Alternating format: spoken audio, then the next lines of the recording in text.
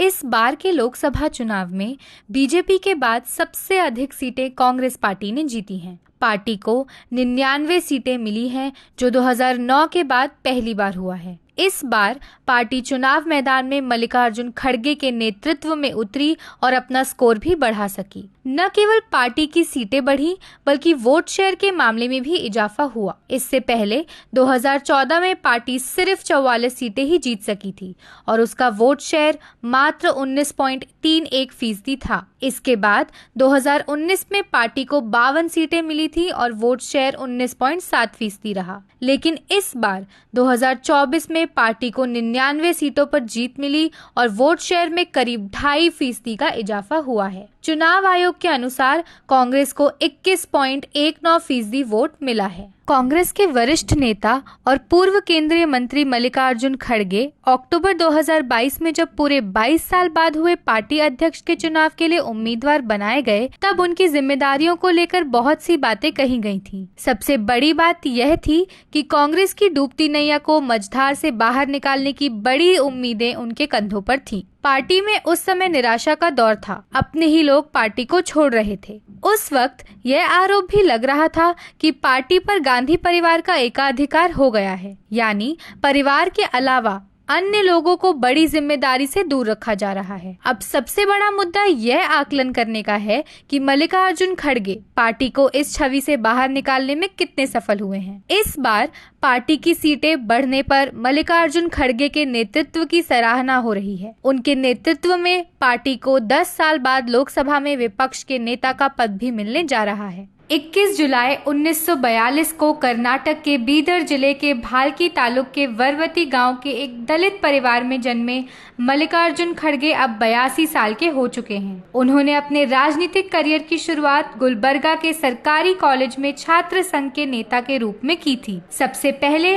वे छात्र संघ महासचिव निर्वाचित हुए। उनकी राजनीतिक पहचान मजदूर नेता के रूप में हुई। वे 1969 में MSK मिल्स कर्मचारी संघ के कानूनी सलाहकार बने। संयुक्त मजदूर संघ के एक प्रभावशाली नेता के रूप में उन्होंने मजदूरों के अधिकारों के लिए कई आंदोलन किए। इसी साल वे भारतीय राष्ट्रीय कांग्रेस में शामिल हो गए और गुलबर्गा शहर कांग्रेस समिति के अध्यक्ष बनाए गए। 2 साल पहले 2022 में जब कांग्रेस पार्टी के अध्यक्ष पद के चुनाव का ऐलान किया गया, तब पार्टी पर कई तरह का दबाव भी था। पार्टी में आंतरिक लोकतंत्र न होने और एक परिवार की पार्टी होने की छवि बनने से तब यह तय हुआ था कि चुनाव में उम्मीदवार नेहरू गांधी परिवार के बाहर का होना चाहिए। उस समय मल्लिकार्जुन खड़गे और राजस्थान के मुख्यमंत्री अशोक गहलोत का नाम तेजी से उठा था। हालांकि अशोक गहलोत राजस्थान में वरिष्ठ नेता सचिन पायलट के साथ विवाद के चलते राज्य की सत्ता छोड़ने को तैयार नहीं थे। जाहिर है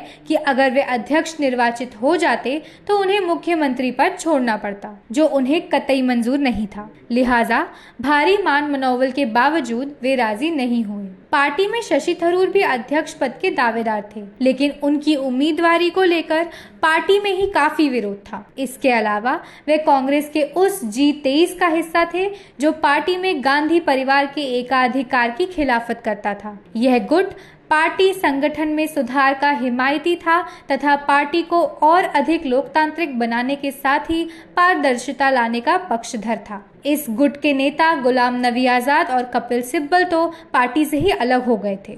दूसरी तरफ पार्टी में वरिष्ठ नेता और पूर्व मंत्री मल्लिकार्जुन खड़गे एक ऐसा नाम था जिस पर अधिकतर लोग राजी थे। वह पार्टी में काफी वरिष्ठ नेता हैं और उन पर कोई आरोप भी नहीं था। सबसे बड़ी बात यह है कि वे गांधी परिवार के काफी करीबी थे, लेकिन उनका मनोनयन निर्विरोध नहीं हो पाया। पार्टी अध्यक्ष पद के दूसरे दावेदार शशि थरूर मैदान से हटने को तैयार नहीं थे और चुनाव कराए जाने के पक्ष में थे। इसके चलते पार्टी के वरिष्ठ नेता मधुसूदन मिस्त्री को केंद्रीय चुनाव समिति का अध्यक्ष बनाया गया। उनके निर्देशन में चुनावी प्रक्रिया शुरू हुई। मल्लिकार्जुन खड़गे का निर्वाचन निर्विरोध नहीं हो सका। 1 अक्टूबर 2022 को उन्होंने पार्टी अध्यक्ष पद के लिए नामांकन दाखिल किया। पहले मल्लिकार्जुन खड़गे और शशि थरूर ने देश भर में अपना प्रचार अभियान चलाया। 17 अक्टूबर 2022 को देश भर में 40 केंद्रों के कुल 68 बूथों पर मतदान हुआ। इसमें 9000 से ज्यादा मतदाताओं ने मतदान किया।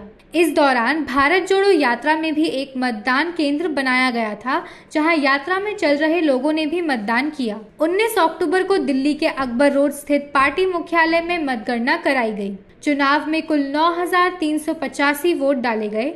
इसमें से 7,897 वोट मल्लिकार्जुन खड़गे को मिले, जबकि उनके प्रतिद्वंदी शशि थरूर को केवल 1,072 वोट मिले। इस तरह मल्लिकार्जुन खड़गे 7,897 वोटों से जीत हासिल की। इस तरह वे 24 वर्षों में गांधी परिवार से बाहर के पहले कांग्रेस अध्यक्ष बने। विपक्षी गठबंधन इंडिया बनाए जाने पर मल्लिकार्जुन खड़गे इसकी छतरी के नीचे दूसरे दलों को एकजुट करने में पूरी सक्रियता से लगे रहे।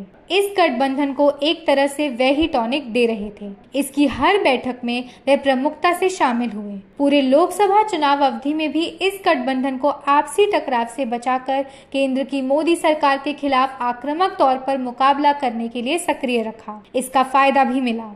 लोकसभा चुनाव में कांग्रेस पार्टी की तो सीटें बढ़ी ही, गठबंधन की भी सीटों में इजाफा हुआ।